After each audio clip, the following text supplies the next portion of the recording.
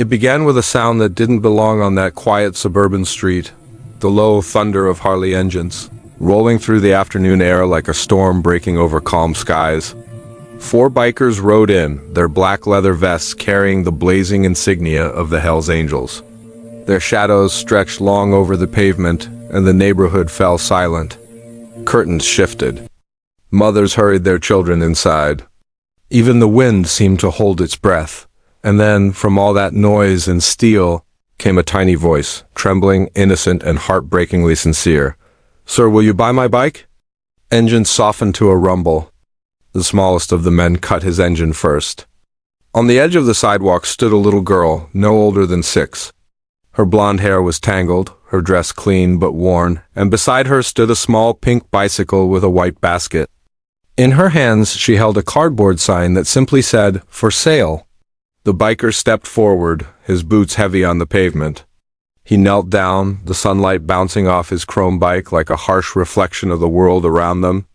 The girl's name was Mira, and her eyes carried something no child should ever know, exhaustion. A few yards away, under a lonely tree, sat a frail woman wrapped in a blanket. Her skin was pale, her posture weak. Mira's voice broke the silence again. "Please, sir. Mommy hasn't eaten in 2 days." That sentence hit him harder than any punch. The biker's name was Ryder, though his brothers called him Wolf, a name that never truly fit. Beneath the tattoos and leather was a man who'd known loss too deeply, a father who disappeared, a son who never came home, and a faith in humanity long buried under anger. But that day, kneeling in front of that child, something inside him flickered back to life. He asked her gently what had happened.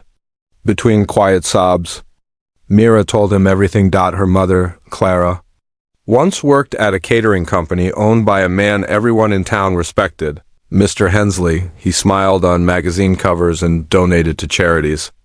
But when times got tough, Clara was one of the first to lose her job.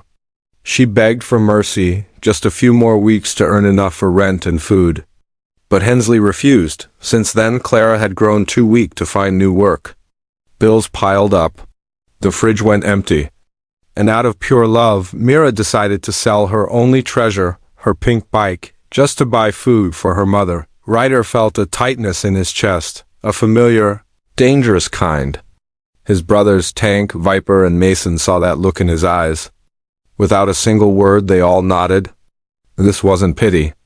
It was something far stronger, a quiet rage born from seeing innocence crushed by greed. Ryder reached into his vest, pulled out his wallet, and placed a thick bundle of cash into Mira's tiny hands. "Keep your bike, kid," he said, his voice rough but soft, but he didn't stop there. He couldn't. He told her to stay with her mother, promised he'd be back, and as the engines roared again, the Hells Angels rode off, not as outlaws that day, but as men on a mission. They found Mr. Hensley's office, a shining tower of glass and arrogance. Inside, marble floors echoed with their heavy steps. People froze. And behind a wall of polished glass sat Hensley himself, expensive suit, gold watch, empty smile. "What's the meaning of this?" he snapped. Ryder said nothing at first. He simply placed the cardboard sign, the one Mira had held, onto the CEO's spotless desk. "That," he said quietly, "is what your greed cost." For the first time, the powerful man looked unsure. Ryder told him about Clara, about Mira, and about the pink bicycle that had become their last hope. Hensley tried to explain himself, called it business, economics, hard decisions, but his excuses fell flat in the weight of their silence. They didn't threaten him. They didn't need to. Sometimes truth is louder than anger.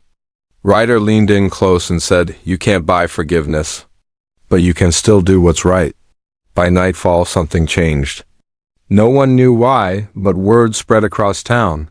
The once cold CEO had donated groceries to dozens of families, paid hospital bills for struggling parents, and quietly rehired those he'd cast aside. No one connected the dots, except a few men with leather jackets and a little girl with a pink bicycle. When the bikers returned to that quiet street at sunset, Mira ran to them, her eyes shining brighter than the chrome on their bikes.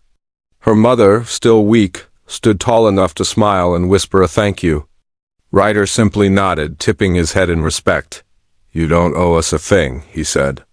"Just don't give up." That evening they shared bread beneath the same tree, rough bikers, a mother, and a child who'd once tried to sell her bike not for toys, but for love. The golden light of sunset brushed the chrome, the grass, and that little cardboard sign folded gently in Mira's lap for a moment. The world felt whole again. If this story touched your heart, remember, compassion can rise from the most unexpected places. This is HQ Infinite Stories, reminding you that kindness is never out of reach. Like, share, comment, and subscribe to keep these stories of hope alive, because sometimes one act of courage can make the whole world believe in goodness again.